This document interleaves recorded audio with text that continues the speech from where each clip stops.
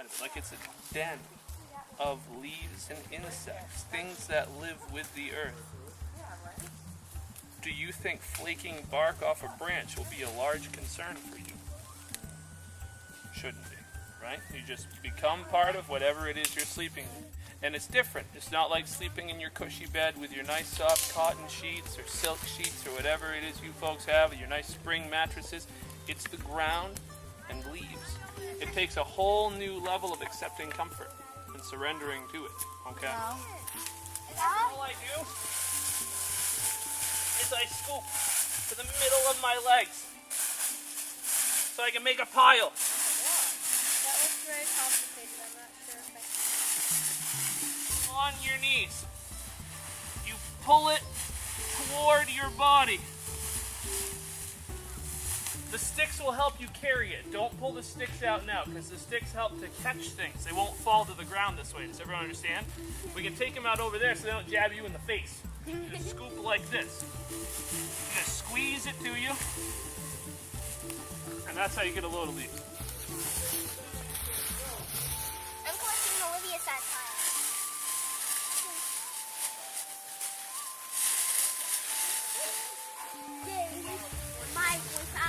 I'm helping.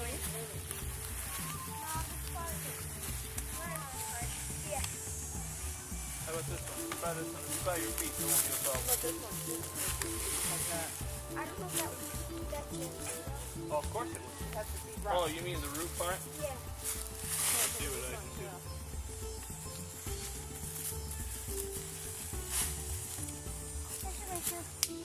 do. By gathering the leaves by hand, the children are getting an idea of what it takes to actually survive out in the wilderness, the amount of work that it takes. Excuse me.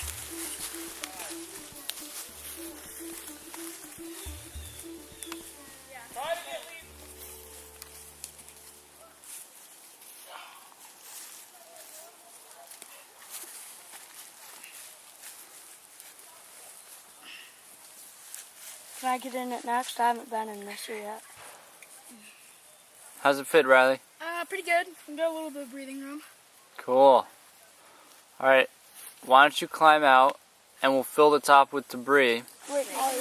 Oliver, Riley, can you help out? I think I always leave it down by that tree that we put a lot of energy into this. If you look in my backpack, I've got 2 more larger sheath blades. Grab those so people can have them up here, okay? But I can dig in and take Water's out bigger medicine chunks of for wood. you when you've got a headache. All right. No, next week I gotta go and do Samantha, I like think we're in your blood peace of mind. Yeah. I mean, plus we can purify water. Yep. No, that's going to be hard to cut off because it's a real low branch. Oh, except you have a bunch of small Cameron, you'd be the 3rd person. Cameron, yeah. Cameron, you set them Hold your knife. for you. And you want to spread those out. Watch out for the jump. That would be good. Do another side. It looks like it would be Where's good the other for fire, side? but it goes to the other side as well. That's okay, we can't use it. It's already. There's a stick right there. Watch out for it. Mr. Michoud, at the end of the day, are we going to throw Olivia in there and dump water on Any it? leaves have fallen through that netting, and now none will, except for the stuff that's getting, you know, kind of pounded on from the top. Keep bringing the leaves on it. I want you to see, really make it solid, the whole length right there. Get rid of that whole pile. Riley, point. Where Riley's pointing. I'm gonna like inhale myself accidentally with these sticks in here. All right, now who wants to crawl in and show how much more room you gain? Once. Long, long ago. Yet somehow, not so very long ago, when all the animals and the rocks and the winds and the waters and the trees and the birds and the fish and all the beings of the world could speak and understand one another, there began an argument. It began softly at first, quiet as the wind that whispered, "He is a breeze that is never still." Quiet as the stone that answered, "He is a rock that never moves." Gentle as the mountain that rumbled, "God is a snowy peak high above the clouds." And the fish answered, "No, God is a swimmer in the dark blue depths of the sea." "You're wrong," said the star. "God is a twinkling and a shining that is far, far away." "No," said the ant. "God is a smell and a feeling that's very, very close." The antelope said, "No, God is a runner, a leaper, likes to dance with the wind." And the star said, I think I said the star, and the tree murmured, "God is a willow that touches all things, the life of the world." "No," said the island, "God is separate and apart. God is like the shining sun, far above all things," added the blue sky.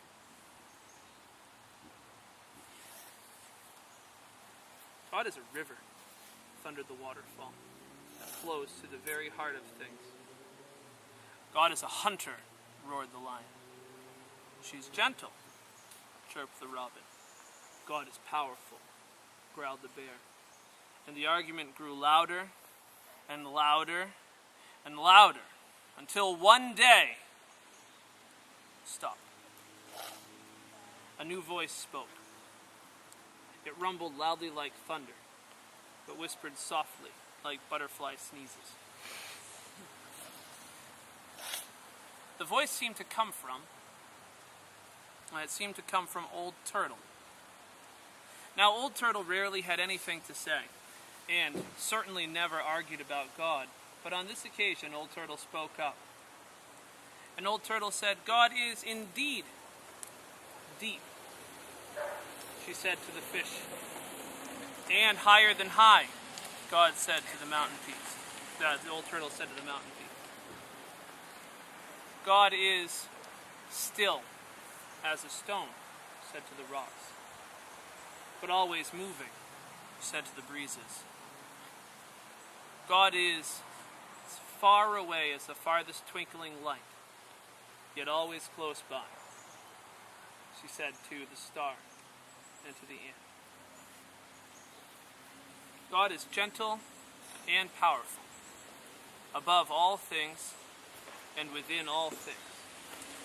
All that we come from and all that we seek," said Old Turtle. "All that we dream of and all that we can find, God is." Now, Old Turtle had never said so much before, and this stunned the animals, and they were quiet. And Old Turtle continued, for she still had one more thing to say. "There will be a new family of beings to join us on this planet. They will be strange and wonderful. They will possess many powers. They will be strong and tender. They will come with different colors, different faces, different sizes, different shapes.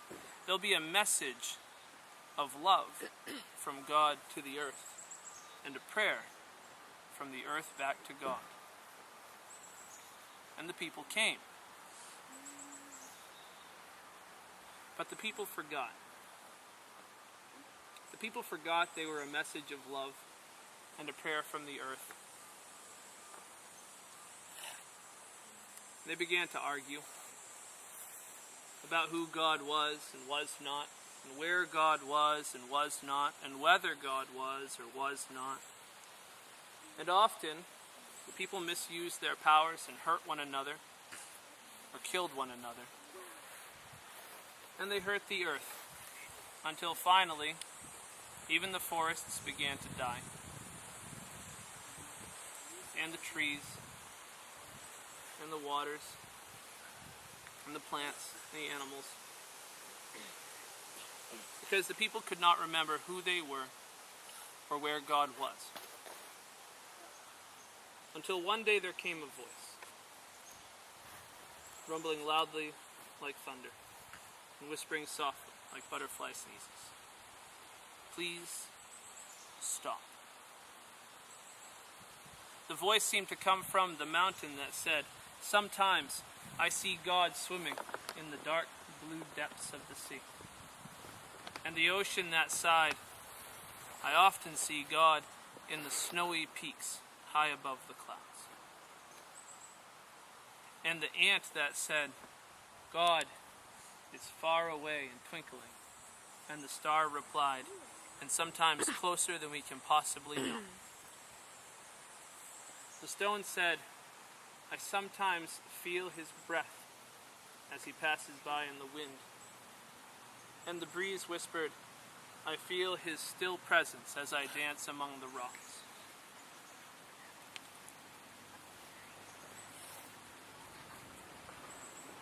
The star said, God is very close. And the island said, his love touches everything. And after a long, lonesome, and scary time, the people listened and began to hear and to see God in one another and in the beauty of all the earth. And Old Turtle smiled, and so did God. That was really fun, and I'm so excited for the bushcraft camp, so I can learn to do the alligator thing when you go only your nose and up underwater. I mean above water,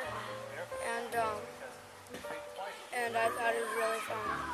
I really enjoyed doing the fire every morning and enjoying the games that he gives us, gives us ideas. Because I played at home with my mom and friends and stuff, so it's it's really good. I would recommend it. So if you want to learn survival camp stuff, then I would do it.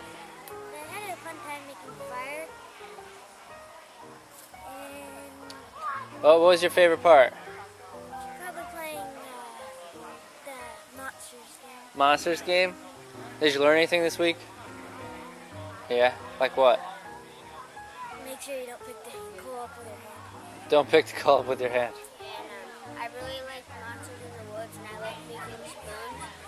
And it was fun making the shelter. And I had a really fun time at camp. Well, this is the second year my son's been at the camp, and it's just been great seeing him try things that he never would have tried before, and really getting out of his comfort zone. And it was great this week because I got to share in that with him, and really got to see what the kids were doing, and see him trying things that I never would have thought they would try, and working together with kids that they normally wouldn't. So it was really good to see, and it was a great